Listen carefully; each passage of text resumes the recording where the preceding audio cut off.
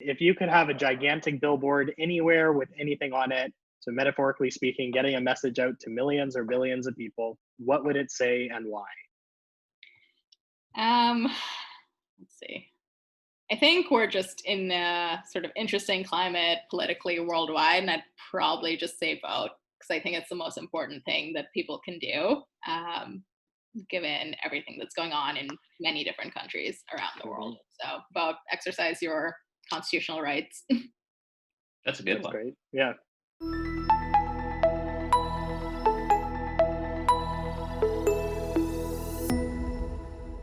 Meherazade Sumariwalla is currently the Director of Customer Success at SeamlessMD. She joined the team in 2018 after consulting for over 5 years in the healthcare industry. She was previously at KPMG Advisory Services in Mumbai, India, and the Advisory Board Company in Washington, D.C. Meherazade has a BA specializing in biology and economics from Wesleyan University and a Master's of Health Administration from Johns Hopkins Bloomberg School of Public Health. Meherazade has worked with hospitals ranging from large academic medical centers to community hospitals to improve quality, reduce costs, and tackle care variation with an emphasis on using data-driven insights. In her role as the Director of Customer Success at SeamlessMD, she most enjoys when customers see the value of engaging their patient populations digitally and achieve tangible results and outcomes as a result. This is Meherazade's second appearance on the SeamlessMD podcast. Her first episode was episode number 9 on the best practices for implementing digital patient engagement. If you're curious to learn why implementation can make or break your software, go ahead and check that episode out. Today, we're delighted to have Meherazade back on the pod to highlight one of her clients' success in using digital patient engagement for cardiac care. Meherazade, welcome back to the show. Thanks for having me. Didn't know if I'd be allowed back after the first time. Oh, come on, Meherazade. We have an open invitation for you every single time, but you just never take us up on that offer. Alrighty. Well, this got awkward real fast. Yeah, exposed Meherazade. All right, so today, Meherazade, we're focusing on one of your clients' success, like I mentioned, and the client is Catholic Health Services of Long Island's St. Francis Hospital's The Heart Center, which I think we'll shorten to CHSLI for the rest of this podcast. But to start, Meherazade, maybe could you tell us a little bit about CHSLI's cardiac program and why they were interested in digital patient engagement? Sure. So St. Francis Hospital is a part of the Catholic Health Services of Long Island, and they're a 300-bed high-volume center and definitely a leader in cardiac care. Dr. Lucore is the president over at St. Francis, and he had extremely positive experiences with Seamless at his previous hospital. So when he came over to St. Francis, he recognized the importance of patient engagement and wanted to bring us in. I do want to point out that they are using Seamless for both TAVR and open cases, and were in fact our first TAVR program and launch on Seamless. Their main interest was in improving patient outcomes, though, particularly for open cases. And in addition, they wanted to monitor patients more closely and augment their existing ERAS program. Were there specific metrics that they were looking to improve with the technology? Absolutely. So in that focus on patient outcomes, the key metrics were length of stay and readmissions. But really the focus has always been on readmissions with this customer. And I'm really proud to say that after 7 months of launching the program, the overall readmission rate for open heart cases went from 11% to 6%, which is a 45% reduction. Now, and I'm sure you can work your magic here and insert some graphs into the podcast for our fans who may actually be watching and not just listening, because I think the visual is extremely powerful. While I wouldn't necessarily attribute all of that success to Seamless, the monitoring of patients through the daily health checks on our program when they go home is a huge reason for catching issues earlier and avoiding readmissions. So we definitely have focused in on those key metrics for them and already seen success and hope to continue that trend. So Meherazade, just for listeners who I guess aren't familiar with our terminology around daily health checks, can you maybe share like what that is and what types of maybe symptoms or issues they're tracking over at CHSLI? Absolutely. So in all of our programs, but specifically here at St. Francis as a cardiac program, the daily health check is essentially a survey that a patient is able to complete every single day after they go home. And I like to think of it as a head to toe check. So it starts off asking questions about their mood, their anxiety, their emotional and behavioral state, and moves on to physical symptoms. And that can, of course, vary depending on the types of symptoms that are most appropriate for the surgery the patient's had. given that these are cardiac patients, there are a lot of questions around wound, fever, blood pressure, various cardiac signs and symptoms, chest pain, but it also ranges through other signs and symptoms that patients often face after surgery: dehydration, constipation, other basic issues. So the idea behind the health check is patients fill this out each day, and it makes them more aware and makes them think about how their body is doing, how they're feeling, and what are the right steps that they might need to take based on their responses to that health check. And Meherazade, when a patient fills out this health check, the team at CHSLI, for instance, are they able to monitor the patient's responses in real time? And if so, how does that work for their workflow at CHSLI? Yeah, so at St. Francis, the staff is monitoring these responses to the health check, which is fantastic for the patients. So essentially, the way this works is if I, as a patient, fill out my health check and I trigger an alert because I've reported that I have a fever and I also have some issues with my wound, on the staff side, they are getting an alert to say, hey, there's a patient who's reporting an issue, and they're able to come into the program. They're able to quickly look at everything I reported, and they're probably going to call me back. Now, I do want to emphasize that basically there's a lot of misnomers around alerts with a lot of our customers thinking they need to put someone in front of a computer 24 hours a day. That's really not true. These staff are working typical Monday to Friday hours and respond to alerts that come in during that side. So of course people go, well, what's happening if the patient reports it at night or on the weekend? And on the patient side, I think it's important to note that when I, as the patient, fill out that survey, regardless of the timing of my survey and whatever issues I put in, I'm always given an instruction about who to call and what steps to take. So patient safety is top of mind. We're always ensuring that the patient is armed with the right information and knowledge for what they need to do for their care. And then the alerts are an additional layer on top of that to allow the clinical staff to also closely monitor patients. But it doesn't have to mean you need to employ someone to sit in front of a screen 24/7. So St. Francis has done a wonderful job incorporating this into their workflow. There are actually 2 NPs who essentially manage patients for 7 cardiac surgeons and get the alerts. And between the 2 of them, they're able to really manage a very large, high volume center. So they're doing great. Excellent. Yeah.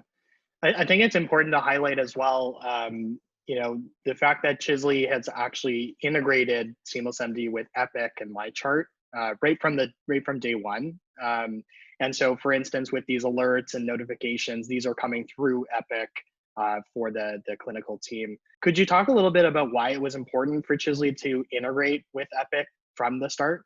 Absolutely. And I think one of the reasons we were able to hit the ground running with them was because of the integration. It really lowered the barrier for these nurses and clinical providers across the board to access Seamless and enroll patients. Very often when we first launch a program, we do spend the first few weeks tweaking the enrollment process, helping out users with logging into the Seamless system and getting them acclimatized to that. But when everything is right within Epic, which is what we have at St. Francis with the integration, enrolling a patient is as simple as a couple of clicks because they already have the patient's chart right there in Epic. It's just a couple of extra buttons to say, Seamless, I want to make sure this patient's on the program. Let's make sure we've got the right email and phone so they can get all their right information. And that's it. So we've really lowered the barrier. And by doing this from the beginning, nurses and clinicians, they haven't been preoccupied with that whole operational aspect of it. They're more focused on actually educating the patient about Seamless, telling them the benefits of using the program and really getting them started on it. So I think it was critical to our success there that we actually implemented Epic from the beginning, or our integration with Epic from the beginning. So their focus was really just on getting patients on. Meherazade, so one of the unique things about our, Epic integration is that SeamlessMD is on App Orchard. And so, my understanding is that compared to traditional integrations, this is much faster to implement. Could you talk a bit about, what sort of benefits there have been for CHSLI in terms of using our App Orchard integration? Yeah, so when we actually started the integration, CHSLI themselves, I don't believe, had done too many of these, what we'll call newer integrations. So we were one of the first working with them through this. And what the real benefit is because it's sort of a almost out of the box solution of the app orchard. We're using sort of smart on fire. We're using certain APIs that Epic's already helped pre-configure, so that when a hospital wants to quote unquote turn it on, there's a much lower threshold in terms of the work that the IT team needs to do at the organization in order to make this happen. For those who may really know IT and have gone through maybe some more traditional integration, something like an HL7, or really incorporating various ADT feeds, that's admission, discharge, transfer, those can be really time consuming in order to map out individually those different discrete pieces. But with the Smart on Fire APIs that we're using as part of App Orchard and these sort of out of the box integrations, it's a much faster process. There's only a few elements that have to be tested and turned on. So overall, we're able to accomplish that in a much shorter time as well. That's a really good point. I think, when Elle and I have spoken to other organizations, I would say lately the App Orchard integration has been really compelling, because I think we all realize that IT is busy. There's just so many priorities and other things in queue that often when they see how quick it is, it's almost more exciting for them to be able to work on something where results happen very fast. So it's nice to hear that that's going so well. Yeah, and just anecdotally from another customer who had done a Smart on Fire integration in the past, the sort of key analyst who was working from the hospital side, really it took him about 2 days to finish configuring the main points. Now, of course, that's going to vary depending on people's experience level and whether they've done these kinds of things in the past, but it can be literally as quick as a week in terms of configuring the majority of the integration. In healthcare, that's like lightning speed. You can get something in 2 days, right? Healthcare, that's blinking. So yeah. Honestly. I think it's great as well that it's integrated with MyChart, because it's keeping the whole patient experience all in one place. So they could use, a separate app or the text message or emails, but they can also get all of their lab results in MyChart and access SeamlessMD from MyChart. So it's kind of just one spot for the patients, which is really great, I think. Absolutely. The other thought I had, with any type of implementation of any kind, there's kind of, I think it's Murphy's Law that applies, where whatever can go wrong will go wrong. And so I know, any implementation of a technology is never just going to be smooth sailing. So were there any initial challenges or barriers that came up in the process of implementing or with the early usage at CHSLI? And if so, how did you overcome those barriers?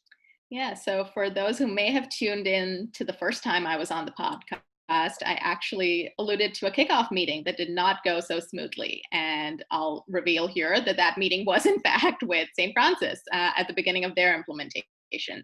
And one of the key factors was we had too many people on the initial call who were just not able to get their questions answered, and they actually left with more doubts than excitement about Seamless. And so that certainly put up a barrier right at the beginning, where, we had a very enthusiastic group of people coming to the kickoff, but just because of how many people were there, people's different priorities and trying to get their questions answered, I think a lot of people left feeling a little unsatisfied. And ultimately overcoming that was really about working with small groups. We did a lot of small group discussion, addressing questions at a more role-specific level. So meeting with case managers, meeting with the nurse practitioners, meeting with the surgeons separately, so that their focus could be just on what is my role going to be in this project and how is it going to impact me. And that went a very long way towards re-engagement and enthusiasm. Of course, now we can see with the results we've had over the past year plus, it's really been a fantastic team to work with, and we have a great relationship with them. But there was definitely that bumpy start. And really, if I had to sum it up in a sentence, it was reassuring them that Seamless was not going to be adding hours of work to an already stretched team, and in fact, bringing a ton of benefit to their patients and themselves. Mm-hmm. Yeah, absolutely. And it's funny because now, we do have results for them out, and we'll talk about that in a minute. But, from that early stage of, not knowing what's going on and too many cooks in the kitchen and all that, now there's over 90% of their cardiac patients that have adopted SeamlessMD, or at least that's the number that I've heard internally. Do you think there's something in particular that the St. Francis staff are doing particularly well to achieve such high adoption rates from their patients? Yeah, so just in terms of numbers, I checked this morning and there are 968 patients already on the Seamless program. We're definitely And going these to hit. are, Meherazade, these are patients that are 60, 70, 80 years old. Like they're elderly, right? Absolutely. The average age of a TAVR patient is about 80, 84 years old, in that Right. range. And the average age for a open cardiac surgery patient is about, 70, 75. So we're talking about a pretty elderly population, and we've got 968 of them on the program. I'm sure we're going to hit our 1,000th patient next week. So that'll be a great milestone. But in terms of, that's who's on the program. What about those who aren't on the program? How many of them opted out? Specifically, I like to look especially at the open cases because that's the majority of their volume at St. Francis. So we've got nearly 700 patients who are open cases on there, and 658 to be exact. And we only have 46 of them who, over a year and a half almost now, have opted out. That's really actually 6.5% of the open cases opting out of Seamless. And that's a phenomenal rate for the adoption of a technology. I think there's a few factors to that. One, on the Seamless side itself, we make it extremely easy for patients in the way that the app is set up through accessibility, but also allowing a caregiver to be on the program with the patient. So that could be a family member, a loved one, a friend, anyone the patient wants to share in their journey. But I think the St. Francis team does an amazing job as well because they do a few things really well.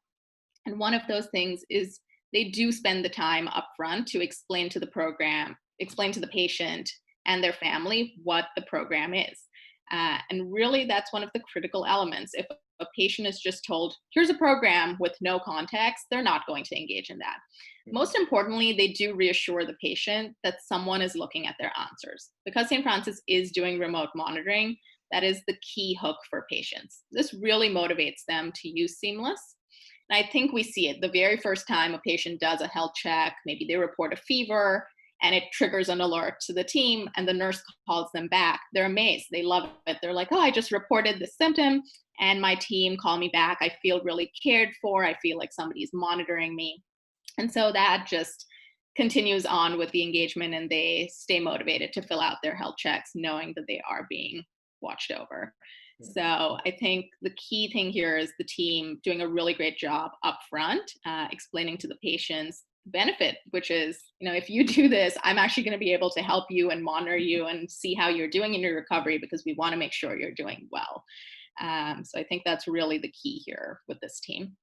I think something else, Mary, that you touched on a couple of minutes ago is how it sounds very much as if this is a standard of care initiative, and you're kind of opted in by default, and then as a patient or family, you have to choose to opt out, and that's led to what sounds like a 94% adoption rate. And I contrast that with, I think, years ago, we had some early partners where I think they would look at patients and kind of just assume, oh, this patient is too elderly. They're not going to, enroll in this. It's not even worth telling them or educating them on the opportunity. And I think a lot of times we have this misconception that just because someone is older that they either can't access or won't want to access. And I think this is a really good example of, hey, you know what, if you just, really frankly, market the program to patients and explain it and demonstrate the benefits, they're often really thrilled to participate. And also, I mean, by the time I'm 60 or 70, I'm pretty sure I'm going to be expecting something like this, but I'm pretty sure that's going to happen much earlier than when I'm 60 or 70. But I think in a lot of places now, most patients, whether they're 60, 70, or 80, are expecting something like this even today. Yeah, I think in the last 5, maybe even 6 years, there has been a shift in people's perception of, let's just say, elderly patients. And yes, I mean, if we think about our own parents, who are most of them into their 60s, they're great with technology. My mom pretty much won't use a computer because her phone is her computer and she does everything on it. So it's really, part of it is, as people who are very comfortable with technology get older, that's just the norm. But also, elderly folks have learned to adapt as well and adopt technology in, I would say, great ways and surprising ways for some people.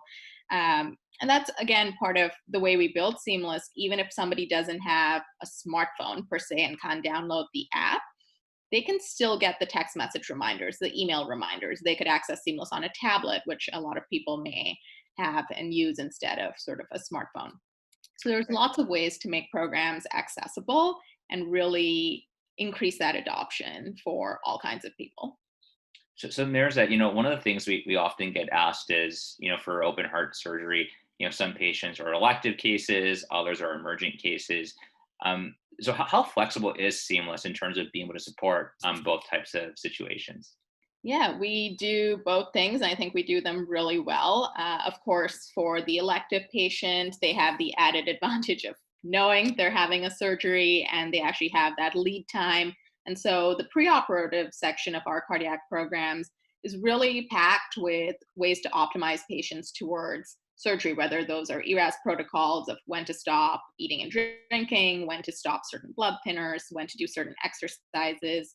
We're really setting that expectation and re-emphasizing all those protocols that prime patients for being, really the best they could be coming into surgery. And those cases are, of course, easy to put on the program because they come, they see their doctor in clinic, get their surgery scheduled. For our non-elective cases or our emergent cases, this is where people actually really sometimes feel like, I don't think I can get this patient on Seamless. They had, emergent surgery. Now they're recovering. This is all coming too fast at them. They weren't prepared for any of this. And we do understand that the first day or two after surgery may be extremely stressful for the patient and their family. But what we do want, and what we have done successfully, including at St. Francis, is every single patient before they leave the hospital is given the opportunity to also become part of the program. And that's, again, where standard operating procedure comes in. You mentioned at St. Francis, it's not an opt-in, it's an opt-out. So every single patient is offered Seamless, regardless of who they might be or what perception we have about them. That's where, they do that great job explaining to the patient, you're going home, we're going to send you home with Seamless. And when you go home, we want you to do these checks because we want to know how you're doing. This was all unexpected for you, but this is really going to help you. It's going to guide you in your recovery. It's going to give you that information. There's a whole library that you can read about.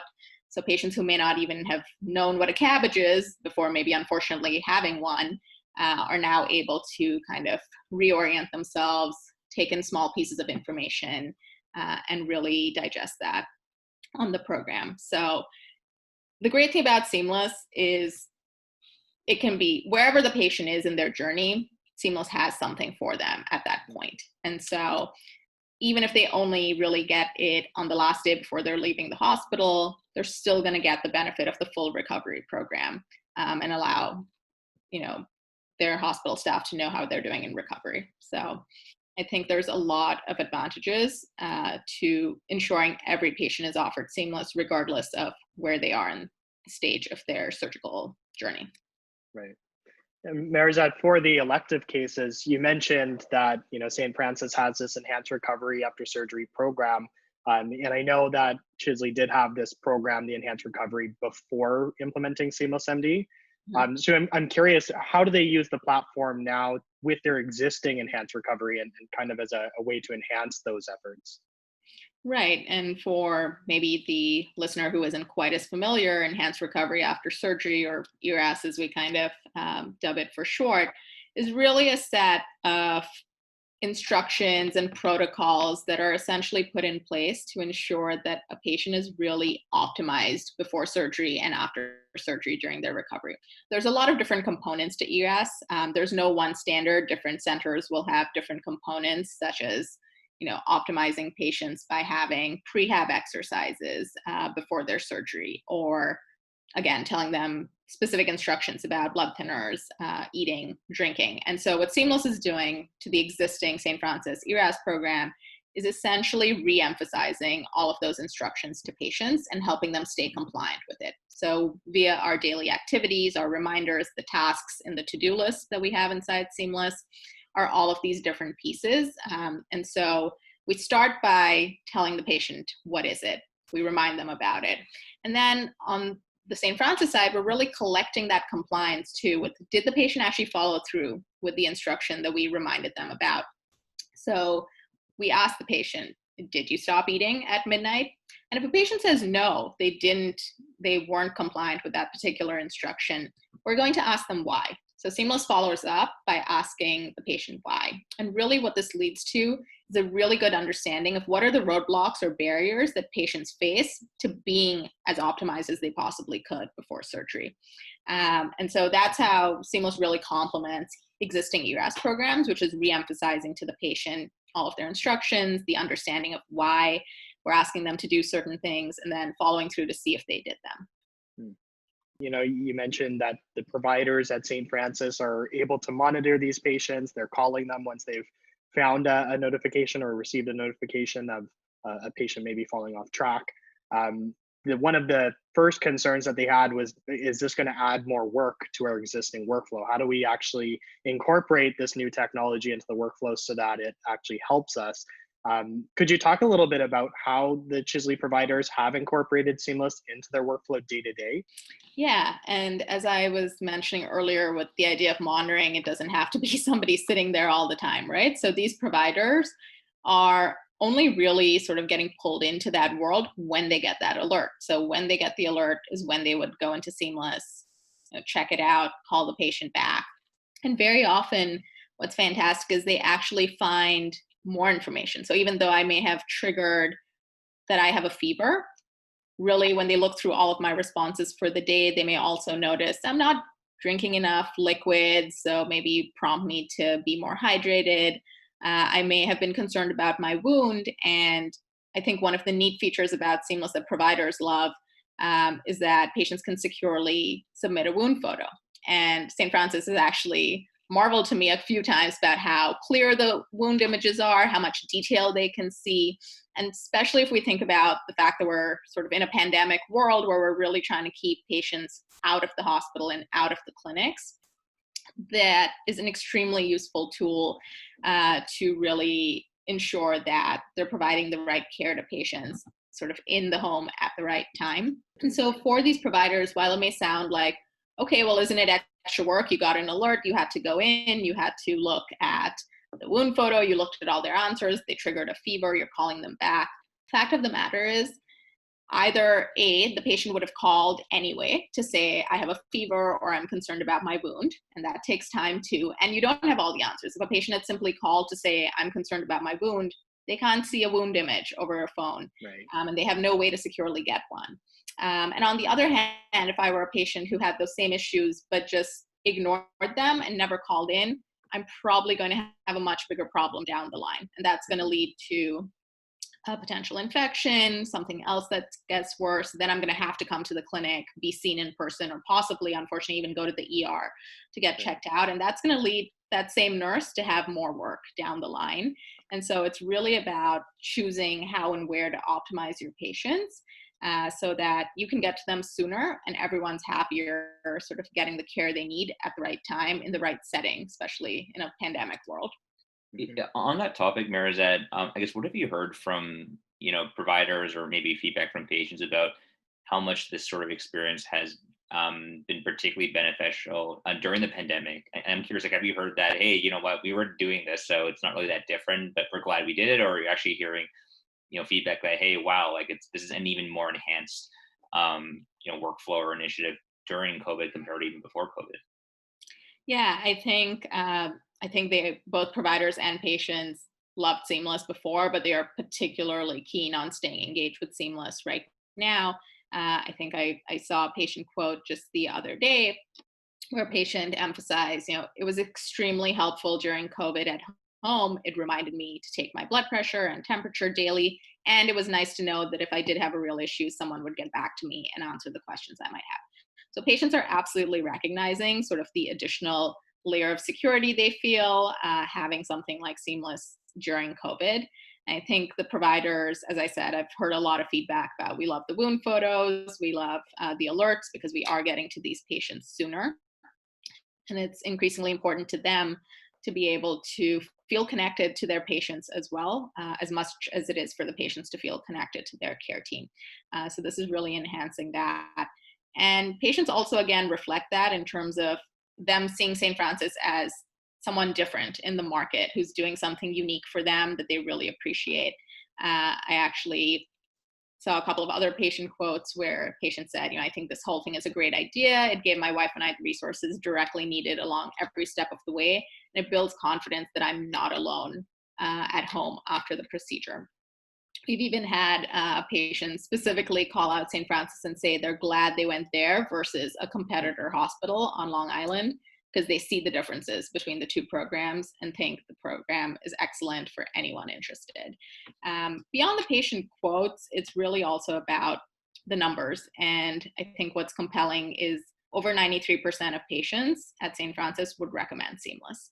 And I think you don't have a greater endorsement than the vast, vast majority of 700 patients saying, yeah, I would recommend this program for myself, for my family, for my friends. So I think there's been really great feedback from both patients and providers in this space. And Meherazade, I'm curious, have you heard any stories, not necessarily at St. Francis, but just across the board, where because we're in the pandemic, that instead of having a follow-up in-person visit, or frankly, or even a virtual visit, that if a patient is recording their progress in Seamless and everything looks fine, their incision photo looks clean and healthy, that they're avoiding a visit altogether? Are you hearing anything like that lately? I was just curious.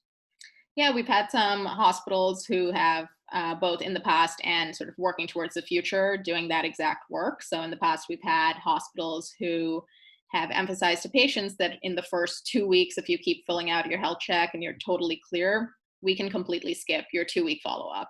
And that's great, especially for patients who may live particularly far away. A lot of the hospitals we work with are tertiary care centers, big academic medical centers, and they do have a really large sort of catchment area of where their patients come from, often multiple states away. And so that's fantastic for the patient to actually be able to substitute an in-person visit that might be tiresome in terms of the journey, the distance, the time, but also just increasing their risk and exposure to COVID by having to come back into a clinic or hospital. And then on the other hand, I mentioned sort of in the future, we also have some hospital partners we're working with right now towards building in that same idea of replacing a in-person visit and actually replacing it with a virtual visit. So again, if patients are doing well, if their health checks are coming through, or even actually if there's an issue and a patient is flagging something and it is a patient you would want to normally see, replacing that with a virtual visit instead of a in-person visit. And that's something we're working towards as well. So I think there's some really exciting trends coming out of innovative things that hospitals want to do based on the current situation. The other benefit I've heard from on the provider side of using Seamless to avoid the in-person visit is the idea that they can honestly just increase throughput. They can replace those follow-up visits that otherwise wouldn't really have caught anything with a new patient who actually needs an urgent surgery or something like that. So definitely have heard benefits for both parties on that. Meherazade, just bringing the conversation kind of full circle, when CHSLI first implemented SeamlessMD, you mentioned outcomes were obviously the main metric that we were looking at. Could you talk a little bit about what the impact has been with SeamlessMD on outcomes? Yeah, I kind of gave some of this away right at the top of the podcast in terms of their readmission results, but I'll kind of re-emphasize those and talk through them in a little more detail. So St. Francis has been doing a lot of things as a hospital and as a system to continue to reduce their readmissions. And they had been seeing their readmissions kind of slowly go down. But after we incorporated Seamless, there was a much more significant reduction in readmissions. Again, we went from the overall readmission rate across all patients, all open cardiac surgery patients, I should say, from 11% to 6%. And for those who may not quite be in the world of quality outcomes or readmissions, that's a very significant drop. And there are also across the United States penalties for hospitals who have extremely high readmissions rates. So anything you can do to reduce your readmission rate, obviously it's great for the patient, but it is also great for the hospital from a financial perspective. And so I think they've been very happy with the results we've seen so far across those first 6-7 months of working with them and seeing that rate go down. Breaking that out even more specifically to the Medicare population in the United States, they saw sort of an even greater reduction within that subpopulation than the overall population. So that's fantastic as well. And I really, again, think we can attribute a lot of this to the fact that these patients are being monitored. These NPs who are getting the alerts, they're calling the patients back, they're talking to them. Just that phone call uncovers a lot of additional things that also may lead to a readmission. So very often they've, gotten on the phone for one reason and then discovered their medication management wasn't necessarily done as well as it should have been, and patients are on multiple medications that are suddenly skyrocketing their blood pressure, things like that. So there's a lot of benefit to something as simple as, if a patient fills out a survey, the downstream effects can be extremely amplified in terms of the overall effect on both the patient for their care as well as the hospital as a whole. Right. That's great. Josh, did you have any other questions or? No, this was fantastic. We really appreciate you, Meherazade, sharing all the different secrets to success with digital patient engagement. But if there's no other questions from you, Alan, I'm good to get to the lightning round. All right. Awesome. So Meherazade, you're familiar with our Fast 5 lightning round from last time. I've changed the questions this time. So if you're using those old set of questions, you'll be answering something completely different. So first question that we have this time, what is something that you believe that others in healthcare might find insane? Well, I'm a really scientific person, so I think I go along with most science, but maybe I think our patient education specialists, maybe our dietitians will knock me for this, but I'm very much in the camp of eat absolutely whatever you want. So we'll go with that. Mm-hmm. I think it's good life advice. Yeah, eat whatever you want and don't feel ashamed. Yeah, I haven't heard of any evidence that goes against that. Yeah, I've never heard of it. I don't know. I mean, if you want chocolate cake for breakfast, eat chocolate cake for breakfast is my philosophy. Yeah. So we should do a separate podcast with Meherazade on just like proper nutrition, and then let's talk about chocolate cake and everything else. All right, question number 2, Meherazade. How has a failure or apparent failure set you up for later success? And then part 2 of that question, do you have a favorite failure of yours? Failures. You know what? I'll go with a personal anecdote on this rather than a professional one. So my love for travel is well known. Many years ago, I was at the New Orleans Jazz Fest, and I made an absolute mess of my return trip because I didn't take into account time difference at all across time zones when booking my flight. It has a happy ending because I got an extra day in New Orleans, but I have never ever made the mistake again for either travel or work meetings when it comes to time zones and time differences. So lesson learned, and probably served me well through both personal and professional life after that point. Definitely. Did you, when you're in New Orleans, did you get like vignettes or something on your last day there? Last day, I think I had them every single day. Right. So. There you go. Question 3, would you rather have invisibility or super strength? Invisibility. Yeah. That's, yeah. You got to explain that. Why? It's a yes/no question, basically. This or that. What would you do with it? Would you like go rob banks? Like, what would you do with your invisibility? Yeah, you could just be like a great spy, be sneaky. So you'd become the highest paid like CIA agent, right? Sure. That's a great answer. Question 4, what is your favorite movie?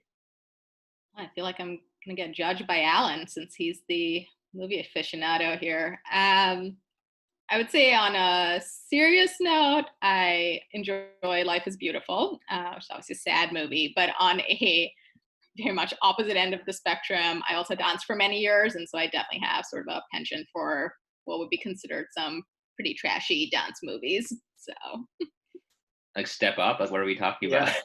Sure, I mean Step Up, Center Stage, Shall We Dance? There's a long list down that path. So yeah. That's great. I'm not judging you at all on those answers. Those are great movies. All right, question 5, last question. If you could have a gigantic billboard anywhere with anything on it, so metaphorically speaking, getting a message out to millions or billions of people, what would it say and why? Let's see. I could say anything. I think we're just in a sort of interesting climate politically worldwide, and I'd probably just say vote, because I think it's the most important thing that people can do, given everything that's going on in many different countries around the world. So vote, exercise your constitutional rights. That's a good That's one. great. Yeah. So Meherazade, thank you so much for being on the show again today. We'll definitely invite you back for a third episode, but it's really up to you if you want to come back. But I know for this episode and your previous one, it's been great talking with you. It's been great learning about what SeamlessMD is doing for our customers in cardiac care and learning about the success we've had, and just hearing everything from the different trials and tribulations that we go through in implementing technology, and then how that can turn into a success story later on. So thank you so much for sharing that today. Absolutely. Appreciate you guys having me again. And one of my favorite things about this job is to talk about when our customers are doing something really great that's having an impact. So this was really just fun talking about a great customer who's having a tremendous impact on their patients. So looking forward to the next one. Amazing. Thanks so much, Meherazade.